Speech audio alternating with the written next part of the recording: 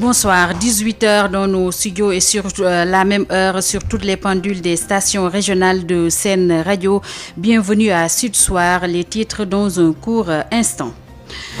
Risque de contamination à la COVID-19 dans les écoles où le protocole sanitaire n'est pas toujours respecté. La crainte émane du secrétaire général du syndicat autonome des enseignants du moyen secondaire Saourou Sène au moment où à Thiès, le comité régional de gestion des épidémies insiste sur la vigilance dans les établissements scolaires et dans les transports. Un nouveau plan de riposte Covid-19 est déroulé dans la capitale du rail pour stopper net la progression de la COVID-19. 69 nouvelles contaminations ont été recensées ce mercredi. Un décès enregistré et 419 patients encore sous traitement. L'ARMP rend public ses rapports de gestion 2018-2019 et l'OFNAC entame ce mercredi la quinzaine nationale de lutte contre la corruption. Les corps de contrôle de l'État n'ont pas les coudées franches pour mener à bien leur mission. Le coordonnateur de la section sénégalaise de Transparency International fait quelques recommandations dans ce 18h. Birahim Seck en est l'invité. Sur l'international, le Canada donne son feu vert au vaccin de Pfizer-BioNTech au moment où l'Agence européenne des médicaments qui délibère sur la délivrance d'autorisation à plusieurs vaccins contre le Covid-19 informe être victime de cyberattaques. En sport, Afrobasket des moins de 18 ans chez les filles, l'Égypte détrône le Mali sur le score de 68-63 alors que les Lionceaux jouent la finale à 18h. Ce sera contre le Mali. Info Éco complète cette édition mise en onde par Pape Abdoulaye Dié. Sud Soir. Bonsoir et bienvenue à Sud Soir. Le secrétaire général du syndicat autonome des enseignants du moyen secondaire craint des contaminations dans les écoles avec le non-respect du protocole sanitaire constaté dans plusieurs d'entre elles. Ces écoles, Saourou Sène alerte pour le renforcement des dispositions sanitaires dans le milieu scolaire. Nous l'écoutons avec Mamadou Camara. Nous avons profité de l'occasion pour faire un tour d'horizon de la situation scolaire et d'abord exprimer notre vive préoccupation par rapport au cas de contamination qui augmente au plan national et interpeller les autorités d'abord au niveau gouvernemental et au niveau des collectivités locales pour qu'on prenne toutes les dispositions dans la dynamique du respect du protocole sanitaire. Vous savez, lorsqu'on a été à Saly, on a allégé un peu le protocole sanitaire, mais en y mettant quand même des éléments que tout le monde doit retrouver au niveau des écoles. C'est les gels, mais c'est les masques, c'est tout. Excusez-moi, donc c'était le secrétaire général du SAEMS Saourou Sène. Nous parlons toujours de la COVID-19, le nouveau plan de riposte COVID-19 dans la région de Thiès. Le comité régional de gestion des épidémies met l'accent sur la vigilance au niveau des établissements scolaires et dans le transport. Le gouverneur de la région de Thiès a présidé une réunion dans ce sens mercredi. La communauté est invitée à mieux s'impliquer. Thiès, Babacar Ndao. Face à une nouvelle menace de deuxième vague de Covid-19, le comité régional de gestion des épidémies de Thiès prend les devants avec un accent particulier dans les établissements scolaires et le secteur du transport. Le gouverneur de Thiès à l'issue de cette rencontre. À l'école, il faut qu'on fasse très attention, que les enfants n'amènent pas le virus chez leurs parents. Il faut qu'on continue à respecter l'ensemble des mesures barrières donc au niveau des écoles, qu'on puisse continuer à porter le masque, à faire porter le masque à tous les enfants. Également qu'on respecte le dispositif de lavage des mains et là, si nécessaire, on va donc assister les écoles pour les permettre d'avoir donc ce dispositif de lavage des mains. Mais également dans le secteur des transports parce que c'est un secteur également où la propagation peut passer et très rapidement. Après Dakar, la région de Thiès constitue la deuxième zone à risque, rappelle le chef de l'exécutif régional de Thiès, Mohamedou Moussa Fandao. Il faut savoir que nous sommes dans une zone Dakar, Thiès, Mbour et même une partie de Tivaouane où ça circule beaucoup. Ça circule beaucoup quoi. Vous voyez des gens qui habitent Thiès qui vont travailler à Dakar, vous voyez des gens qui habitent Mbour, Tivaouane qui vont travailler à Dakar. La zone de Diender, c'est les personnes qui vont vendre au marché Castor et qui rentrent le soir à Diender. Vous voyez. Donc tant qu'on a cet ensemble-là, en général, la situation est toujours difficile et la vigilance doit être de mise. L'approche communautaire est privilégiée par le comité de gestion des épidémies de Thiès. Je pense que quelque part, les forces de défense et de sécurité à un moment ont joué un rôle important. Mais ce qui a peut-être permis de continuer la lutte efficacement, c'était la mobilisation des communautés. Je pense que chacun en avait fait son affaire et partout donc on en parlait et partout on se mobilisait donc pour pouvoir donc venir à bout de la maladie. Pour l'heure, la traque pour le port des masques est lancée par les forces de sécurité dans la cité du Rail, même si cette mesure n'est pas encore effective. Babacar Ndao, Thiès Sud FM. Babacar Ndao, la Covid-19 poursuit sa progression au Sénégal avec 419 patients encore sous traitement, 69 nouveaux cas testés positifs au coronavirus mercredi, un nouveau décès lié à la Covid-19 enregistré d'après le directeur de la prévention, Dr El Hadj Mamadou Ndiaye. Sur 1001 tests réalisés, 69 sont revenus positifs, soit un taux de positivité de 6,89%. Les cas positifs sont répartis comme suit. Nous avons 33 cas contacts suivis par nos services.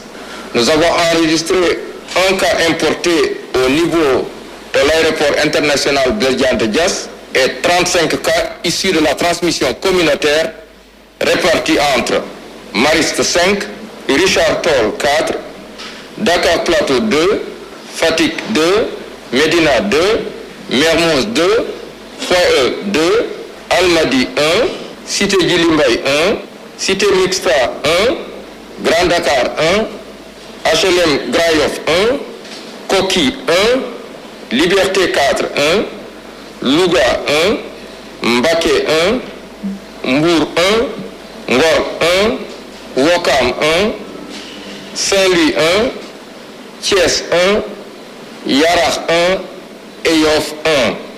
40 patients hospitalisés ont été contrôlés négatifs et déclarés guéris. 10 cas graves sont pris en charge dans nos services de réanimation. Un décès a été enregistré ce mardi 8 décembre 2020. L'état de santé des autres patients hospitalisés est jugé stable. À ce jour, 16 665 cas ont été déclarés positifs, dont 15 904 guéris, 341 décédés et donc 419 patients sous traitement. Le ministère de la Santé et de l'Action sociale présente ses condoléances à la famille éplorée et souhaite un prompt rétablissement aux patients retenus dans nos services et à ceux qui sont également suivis dans les domiciles. Le ministère de la Santé et de l'Action sociale exhorte les populations au respect strict des mesures de prévention individuelle et collective, tout en leur faisant les recommandations du jour, en leur disant « Prenez soin de vous, de vos proches et de la communauté et veillez sur les conseils du jour. » À travers le port de masque, un masque doit être correctement porté, bien ajusté, couvrant la bouche et le nez. Le lavage fréquent des mains à l'eau et au savon ou l'utilisation de gels de bonne qualité. Enfin, respecter les distances physiques dans les lieux publics et rassemblements. C'était le directeur de la prévention, Dr El Hadj Mamadou Ndiaye. Mouvement d'humeur à l'hôpital régional de Ziguinchor. Les agents de santé réclament leur salaire du mois de novembre et de meilleures conditions de travail. Ben Michel Kanfoudi.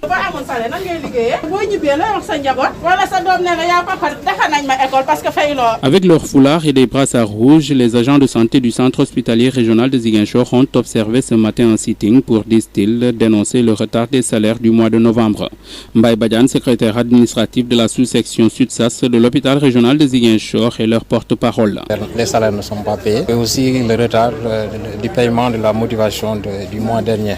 C'est difficile parce qu'ici il y a des pères de famille, donc rester jusqu'au 9 sans recevoir de salaire, donc, et pour pouvoir gérer sa famille, location, tout ça, bon, c'est difficile pour un père de famille et de vouloir travailler avec cette situation, c'est pas facile.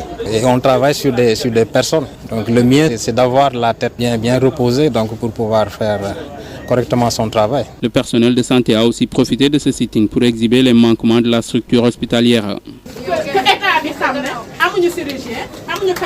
On n'a pas de chirurgien, on n'a pas de cardiologue, on n'a pas d'urologue, on n'a pas d'urgentiste, on n'a pas de néphrologue, on n'a pas de neurologue, encore moins de radiologue. Pourquoi l'hôpital doit prendre en charge ces spécialistes? C'est l'État qui doit nous les envoyer. Il faut que l'État nous envoie ces spécialistes-là. Le directeur de l'hôpital régional de Ziguinchor reconnaît les difficultés. Martial Kolibop ajoute que des solutions sont en train d'être trouvées. Les facteurs sont liés premièrement à l'insuffisance des recettes au niveau de l'hôpital. Vous n'êtes pas sans ignorer l'impact de la pandémie sur le fonctionnement des services. Deuxièmement, nous avons beaucoup de fournisseurs, beaucoup de tiers payants qui nous doivent de l'argent. Et ces facteurs combinés ont entraîné des difficultés à pouvoir payer les salaires à temps. On est en train de faire de telle sorte que la situation soit résolue.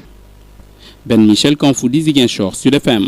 Ben Michel Kanfoudi, parlons toujours des dégâts collatéraux de la Covid-19 avec la Confédération syndicale des travailleurs et travailleuses du Sénégal qui fait l'état des lieux sur la situation sociale dans ce contexte de crise sanitaire. Le bilan reste négatif puisque le quotidien de milliers de travailleurs a été bouleversé par cette crise, selon Eliman Diouf de la Confédération. Nous l'écoutons avec Adji Fatou Barry. Il ressort de l'analyse du contexte socio-économique de graves répercussions de la crise sur le monde du travail avec son lot de fermetures d'établissements, de licenciements de travailleurs, surtout dans les secteurs du tourisme, de l'hôtellerie, de la restauration et des agences de voyage notamment. Avec la saison touristique qui démarre, les promoteurs hôteliers estimant insuffisant le soutien financier de l'État pour maintenir les activités et sauver des emplois, menacent tout bonnement de fermer boutique. Ainsi, plus de 20 000 travailleurs seraient jetés à la rue, avec des risques certains de désagrégation de leur famille. Les secteurs des transports, du commerce et de l'industrie ont également payé un lourd tribut du fait de la fermeture des frontières.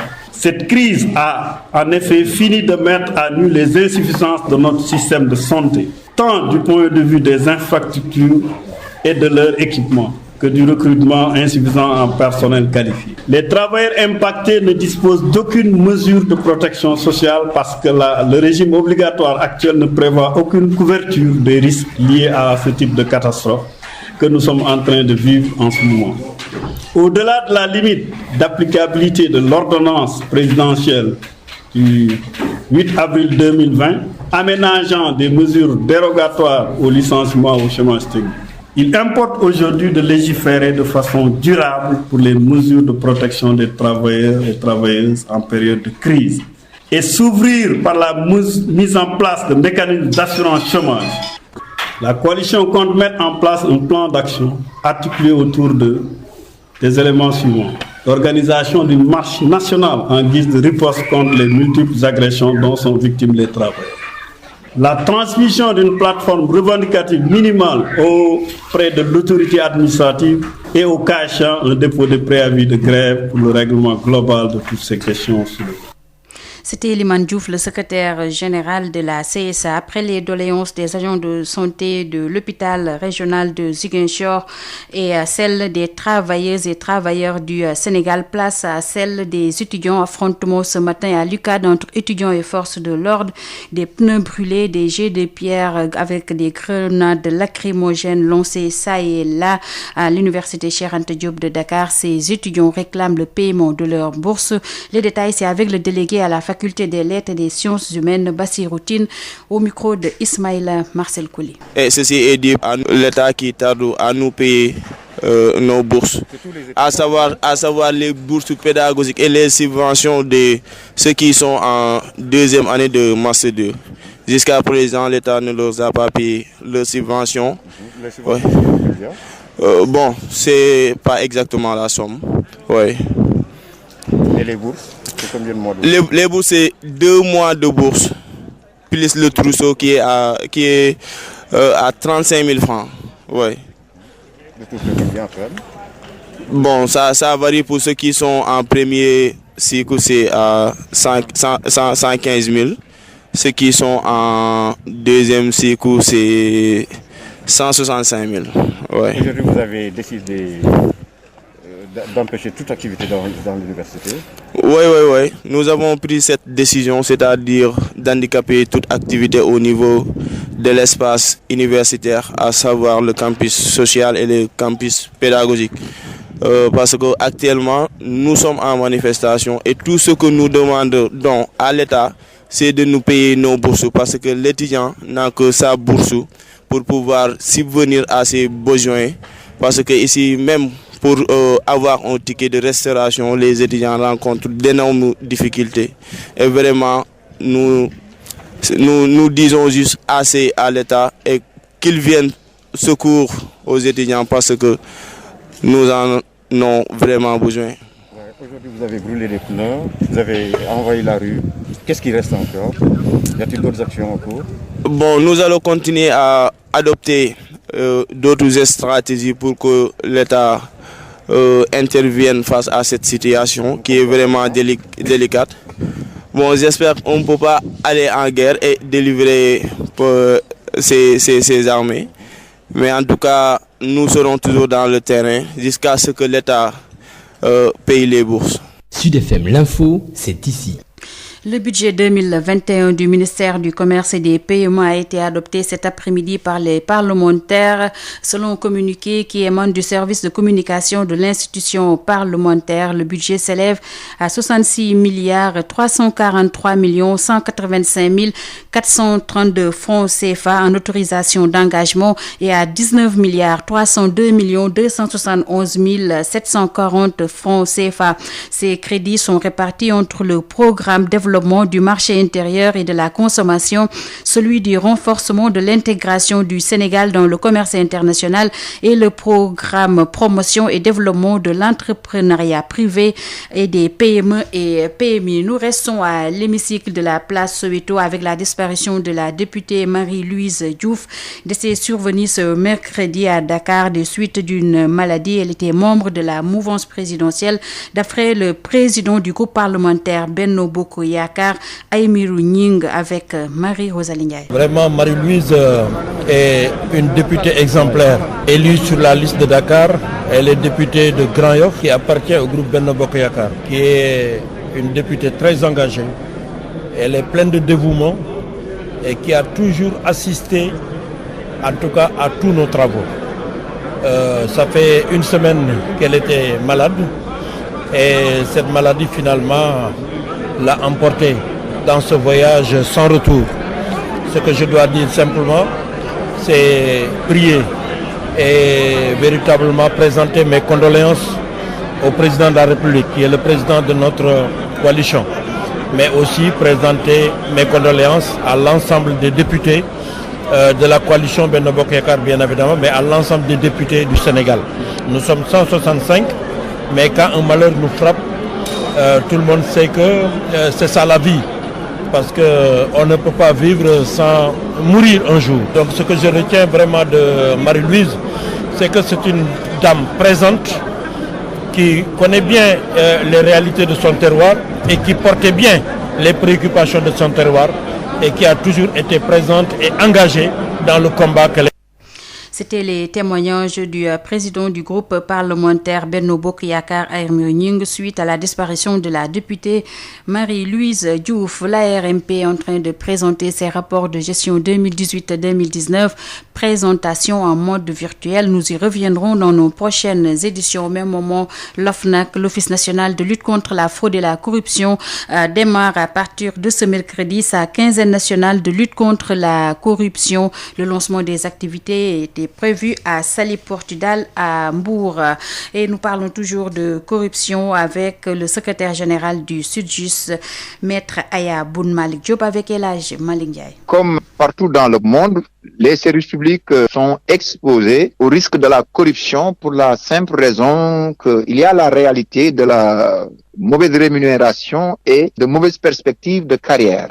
Cela place les agents publics, les fonctionnaires, dans une situation de précarité qui fait qu'ils sont très vulnérables à la corruption. C'est pour cela qu'à cette occasion, du 9 décembre 2020, où on célèbre la journée internationale de la lutte contre la corruption, le SYTJUST a voulu mettre à profit cette occasion pour lancer un appel à l'État, au gouvernement, pour lui dire qu'il faudrait prendre en charge les doléances des travailleurs de la justice pour les mettre à l'abri de la corruption. Parce que au sein de la justice, les ouvriers de la procédure, les techniciens de la procédure, que sont les travailleurs de la justice, sont dans une situation de précarité qui fait qu'aujourd'hui la rémunération n'est pas bonne et les perspectives de carrière, quand bien même que sont pris en charge, mais ne sont pas encore une réalité. Il y a un statut qui est là, on doit le mettre en œuvre, et il y a un protocole d'accord qui est là, qui, une fois mis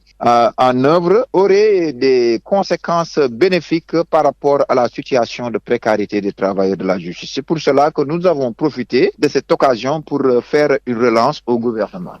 C'était le secrétaire général du SYTJUST, Maître Aya Boun Malick Diop, qui parlait donc de la corruption avec les services publics qui sont très exposés. Nous reparlerons de la corruption dans cette édition avant la fin avec notre invité, le coordonnateur de la section sénégalaise de Transparency International, Birahim Seck. Sud FM vous transporte partout au Sénégal et dans le monde. Sud International. Le Canada a annoncé ce jour avoir approuvé le vaccin de l'alliance Pfizer-BioNTech, devenant ainsi le 3e pays après le Royaume-Uni et le Bahreïn à donner son feu vert. Les Canadiens peuvent avoir l'assurance que le processus d'examen a été rigoureux et que nous avons mis en place des systèmes de contrôle efficaces, indique le ministère de la Santé dans un communiqué. Au même moment, l'Agence européenne des médicaments, qui délibère actuellement sur la délivrance d'autorisation à plusieurs vaccins contre le Covid-19, s'est dite aujourd'hui victime d'une cyberattaque. L'agence a rapidement ouvert une enquête complète en étroite collaboration avec la police, a déclaré dans un communiqué l'agence européenne qui, je vous le rappelle, est basée à Amsterdam. L'une des personnalités phares de l'Organisation de libération de la Palestine, Hanan Ashrawi, a annoncé aujourd'hui sa démission et appelé à rajeunir le leadership palestinien. Le système politique palestinien a besoin d'un renouveau et d'être revigoré en incluant des jeunes, des femmes et des professionnels qualifiés, a déclaré cet ténor de l'OLP, aujourd'hui âgé de 74 ans. Et enfin, le président turc Recep Tayyip Erdogan est arrivé aujourd'hui à Bakou pour des pourparlers avec son allié azerbaïdjanais et pour prendre part aux célébrations de la victoire face aux forces arméniennes dans le conflit au Nagorno-Karabakh. Vous l'avez compris, nous parlons sport dans ce 18h avec tout d'abord l'afro-basket des moins de 18 ans chez les filles. L'Égypte détrône le Mali sur le score de 68 à 63. Les garçons, donc le Sénégal défie le Mali en finale. Ça a démarré d'ailleurs, c'était prévu à 18h. Les Lionceaux et les Aiglons se retrouvent pour jouer une nouvelle finale de l'afro-basket après celle de 2018 remportée par les Maliens. Nous écoutons l'analyse de l'ancien international sénégalais Vieux Ndoye avec Odile Minkilan. De toute façon, c'est une compétition de jeunes. Donc moi, je pense qu'il faut qu'il y ait de la sérénité. Il faut que les gosses jouent sereinement.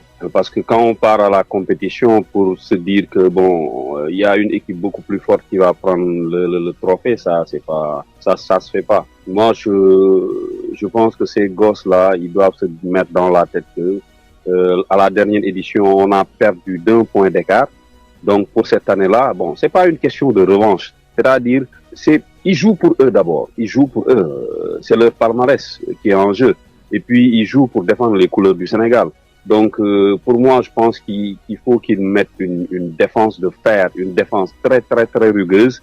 Et puis, jouer avec nos opportunités en attaque, surtout dans la raquette. Parce qu'on a de bons gosses dans cette raquette-là.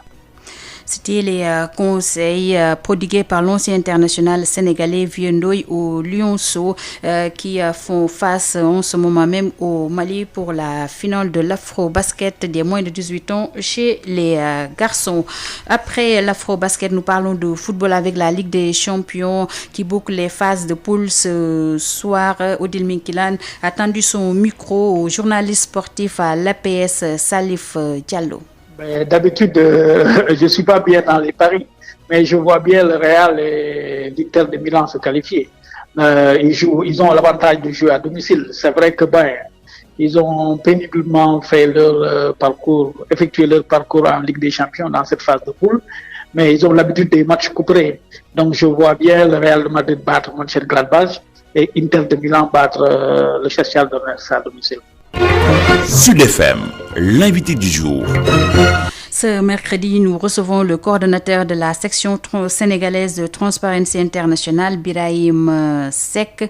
Il est avec Adjane Mariam Ndiaye. La rédaction reçoit Birahim Seck. Vous êtes le coordonnateur du Forum civil. En ce jour de célébration de la journée internationale de lutte contre la corruption, dites-nous, est-ce qu'ici au Sénégal, les mécanismes mis en place par les autorités ont prouvé leur efficacité dans cette lutte?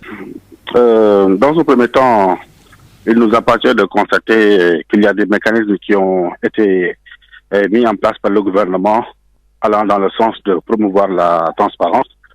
On peut citer la loi sur le code de transparence dans la gestion des finances publiques, la loi sur la déclaration de patrimoine, l'institution également des corps de contrôle comme l'OFNAC, etc. Ça, on ne peut pas le nier, il y a des efforts qui ont été faits par le gouvernement dans le sens de la promotion de la transparence. Mais on s'est rendu compte fondamentalement que lutter contre la corruption ne se limite pas uniquement à mettre en place des institutions. Bien, même si ces institutions également ont montré leur inefficacité. Parce qu'aujourd'hui, on se rend compte que l'OFNAC n'a pas encore les pleins pouvoirs pour contraindre également certaines autorités à s'exécuter, bien à respecter la loi. En atteste la dernière injonction du président de la République aux ministres ou bien aux personnes, aux assujettis qui ont refusé de faire la déclaration de patrimoine. On se rend compte également du point de vue de l'autonomie budgétaire de l'OFNAC, ça pose énormément également de problèmes. Et surtout également, le nombre de personnes quand même assez élevé qu'on a constaté au niveau du conseil de surveillance de l'OFNAC qu'il faut impérativement diminuer pour renforcer l'équipe technique de l'OFNAC chargée de faire le travail. Ça, c'est un premier niveau. Le deuxième niveau également de prévention, c'est même si on a institué une loi sur la déclaration de patrimoine, là aussi on se rend compte que le critère financier qui est prévu par la loi, c'est-à-dire assujettir à toute autorité qui gère un budget supérieur ou égal à 1 milliard de francs CFA, on se rend compte que fondamentalement ce montant est assez élevé et ça soustrait de la déclaration de patrimoine plusieurs autorités, sans compter également l'absence de sanctions que dispose l'OFNAC concernant le non-respect de la déclaration de patrimoine. L'autre aspect également de la prévention, ça concerne l'absence au Sénégal d'une loi sur l'accès à l'information. On ne peut pas parler de corruption contre la corruption, promotion de la transparence, et qu'on ne dispose pas d'une loi sur l'accès à l'information. Et justement, Birahim, en matière de bonne gouvernance, des structures comme l'OFNAC, la Cour des comptes et l'IGE ont eu à enquêter et produire des rapports remis au chef de l'État, et le plus souvent, ces rapports sont classés sans suite. Alors donc, il se pose un problème d'autonomie juridique et institutionnelle pour permettre à ces structures d'être efficaces. Au-delà de ça, on se rend compte qu'au niveau de l'administration, il y a également une absence en tout cas d'un cadre général de déontologie et d'éthique au niveau de l'administration. Si on constate bien sûr qu'au Sénégal, la plus grande, la forte corruption, c'est une corruption institutionnelle, donc une corruption au niveau également des différents secteurs de l'administration. Ça également, c'est un rapport de l'OFNAC qu'il avait soulevé en 2016. On se rend compte également que le coût de la corruption au Sénégal, en tout cas, selon un rapport de l'OFNAC 2016, avoisine les 118 milliards de francs CFA.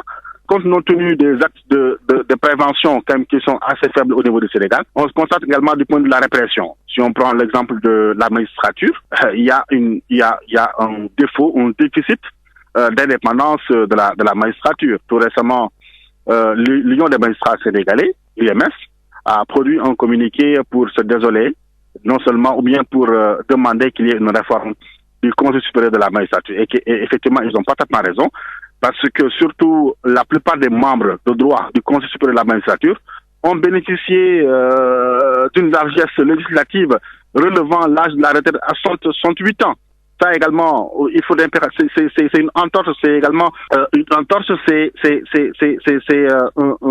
boulet pour la transparence, également pour le fonctionnement du Conseil de la magistrature. Il faut impérativement que le relèvement de l'âge de la retraite également soit revu. L'UMS également a soulevé la question de la carrière et ils ont parfaitement raison. Aujourd'hui, il faut quand même qu'il y ait un appel à concurrence entre les juges, entre les juges pour quand même que les meilleurs puissent occuper les postes également les plus de haute responsabilité. À vous entendre parler, c'est comme qui dirait que la corruption a de beaux jours dans notre pays. Dès lors, quelles sont les pistes de solution? Comment faire pour rendre pérenne cette lutte? Déjà, le système politique sénégalais est assez jacobin, enfin donne trop de pouvoir également au président de la République.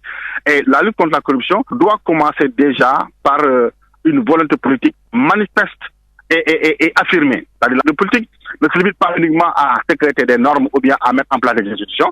La volonté politique également doit se manifester par le fait également d'inciter les organes de contrôle, mais également la justice, à faire son travail.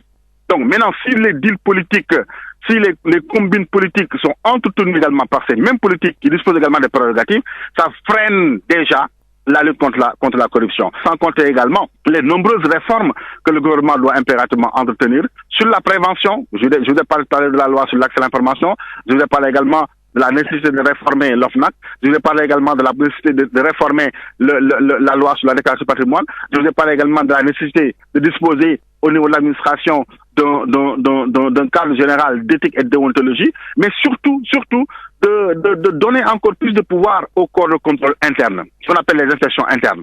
Aujourd'hui, les inspections internes sont les parents pauvres du contrôle administratif. Donc, on se rend compte que même si il y a l'IGE, c'est la face visible de l'iceberg.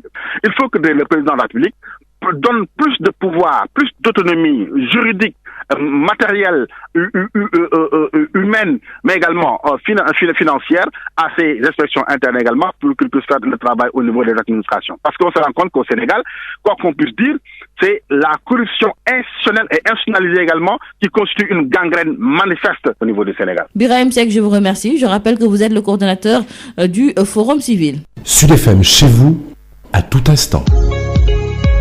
La B6, Banque internationale pour le commerce et l'industrie du Sénégal. La B6, la banque d'un monde qui change, vous offre le journal de l'économie.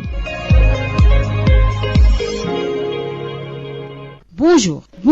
Comme promis dans le précédent numéro, nous allons nous intéresser à l'adoption du projet de budget 2021 du ministère de l'économie, du plan et de la coopération. L'économie sénégalaise n'est pas extravertie, souligne le ministre de l'économie, Amadou Hott, qui énumère les secteurs porteurs et définit la stratégie d'investissement et d'ouverture du Sénégal. Amadou Hott s'en explique au micro de Amadou Moustapha Dieng. Comme je l'ai dit, 26% des grandes entreprises sont contrôlées par des capitaux étrangers, seulement 26%. Les 74% sont contrôlés par des capitaux sénégalais, dont une petite partie, c'est 2,2% des entreprises qui sont cotées en bourse, à la bourse d'Abidjan, dont Sonatel et la BOA par exemple, et Total par exemple. Et j'ai expliqué que ces entreprises contrôlées par les capitaux étrangers ont contribué en 2018 à hauteur de 1368 milliards. J'ai expliqué également aux honorables députés que sur cette valeur ajoutée, 525 milliards ont été utilisés pour payer des salaires et des cotisations sociales. Donc c'est de l'argent qui reste dans le pays, qui paye des Sénégalaises et des Sénégalais, qui contribuent au bien-être de nos populations. J'ai également expliqué que 218 milliards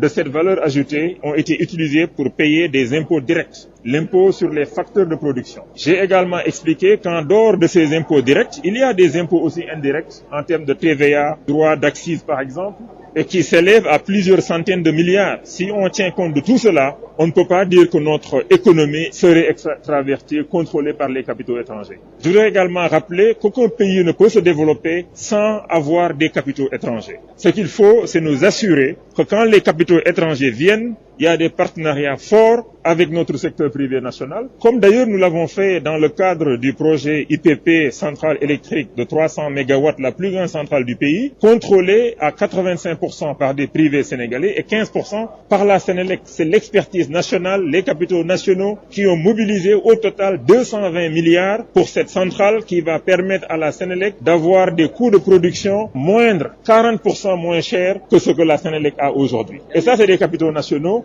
Donc notre économie n'est pas extravertie, n'est pas contrôlée par des capitaux étrangers et le gouvernement fait des actions qui tendent à renforcer le secteur privé. Dans le cadre de la loi PPP aussi, nous allons renforcer le secteur privé. La part du privé dans les projets PPP va augmenter. Pour rappel, le budget 2021 du ministère de l'économie, du plan et de la coopération a été adopté à hauteur de plus de 92 milliards de francs CFA en autorisation d'engagement et près de 32 milliards en crédit de paiement. C'en est tout pour le journal de l'économie. Merci de votre fidélité. La B6, Banque internationale pour le commerce et l'industrie du Sénégal. La B6, la banque d'un monde qui change, vous a offert le journal de l'économie.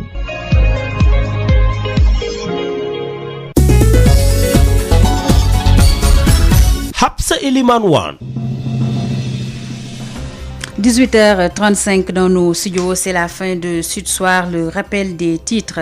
Risque de contamination à la Covid-19 dans les écoles où le protocole sanitaire n'est pas toujours respecté. La crainte émane du secrétaire général du syndicat autonome des enseignants du moyen secondaire, Saourou Sène. Vous avez suivi sa réaction dans ce 18h au moment où à Thiès, le comité régional de gestion des épidémies insiste sur la vigilance dans les établissements scolaires et dans les transports. Un nouveau plan de riposte Covid-19 est déroulé pour stopper net la progression de la pandémie. 69 nouvelles contaminations ont été recensées ce mercredi.